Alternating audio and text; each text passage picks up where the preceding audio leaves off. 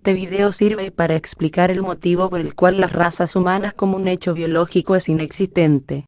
Sin embargo, el empleo del término raza para fines prácticos y cotidianos no necesariamente tiene una connotación negativa. El problema surge cuando a partir de su uso se cae en el racialismo que implica la justificación de su existencia biológica, ya que, por desgracia, hay gente de toda índole que lo defiende. Aunado a lo anterior, cuando se aportan elementos científicos que niegan el hecho, entonces surgen acusaciones políticas como marxista cultural, progresista y de izquierda, lo cual no ayuda a comprender el hecho y crea más desinformación.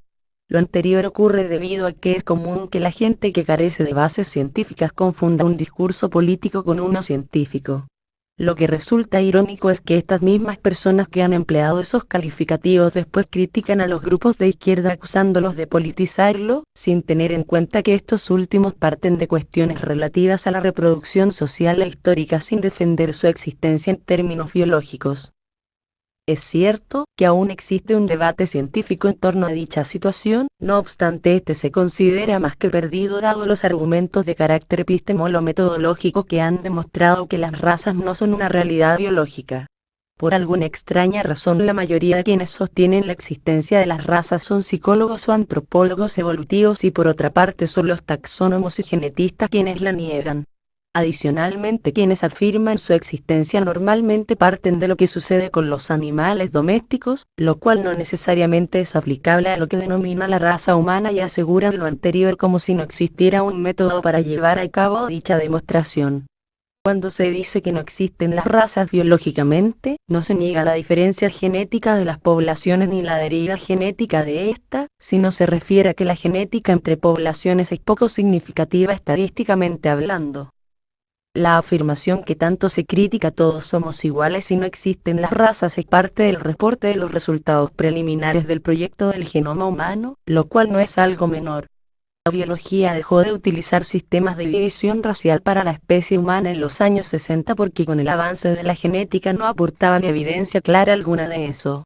Después de los resultados preliminares del proyecto del genoma humano, la idea de la existencia de razas se desechó por cuestiones técnicas y solo se dieron algunos pequeños resurgimientos temporales. Es a partir de 1905 cuando el término raza dejó de utilizarse en taxonomía. Ya en el Congreso de Botánica de ese año se recomendó que se dejara utilizar por carecer de sustento científico y utilidad para la disciplina y se eliminaron las categorías raza y subraza. Pese a que la taxonomía no reconoce niveles por debajo de la subespecie, pero otras ramas biológicas sí. En el caso de la botánica emplea la variación y en el caso de la zoología forma homorfo y en biología cotipo. La categoría raza es utilizado como un término de origen artificial, un nivel taxonómico o división por debajo subespecie y por encima de cepa. Hay otra definición de raza, según Smith, Chizar y Montanuzzi, 1997, es una población geográficamente circunscrita dentro de una especie, que tiene límites precisos que los separan del resto de las especies. O la de Cracraft, en 1989, que menciona que es como un linaje evolutivo uno dentro de una especie. La definición científica no está basada en los mismos criterios que emplean por los criadores de animales, pues ellos tan solo se preocupan por la forma, función y moda según los parámetros del momento histórico, y no organización estructural de la población a nivel genómicos. En caso de los perros, el criterio para identificar una raza es por medio de una descripción fenotípica que funciona como tipo ideal de la raza, y estas son establecidas por las asociaciones de criadores. Si vamos a un enfoque científico, en el estudio de Ostrander, 2008, indican que las diferencias de variabilidad genética entre razas perro es de 27,5%, muy superior a la humana. El problema epistemolo-metodológico principal es explicado en un capítulo de Desde Darwin.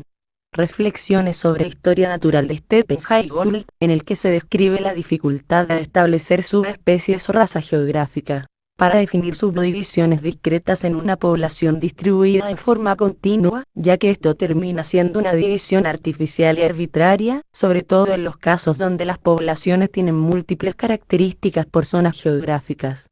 El concepto de raza solo se aplica donde el aislamiento ha durado lo suficiente para tener una divergencia genética clara y concreta, lo cual ayuda a aumentar la comprensión de la variabilidad al poder establecer dentro de un conjunto discreto, geográficamente determinado.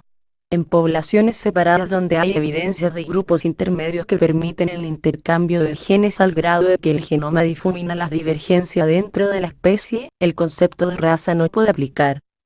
Esta práctica de crear clasificaciones deriva solo en la complicación de la misma tarea.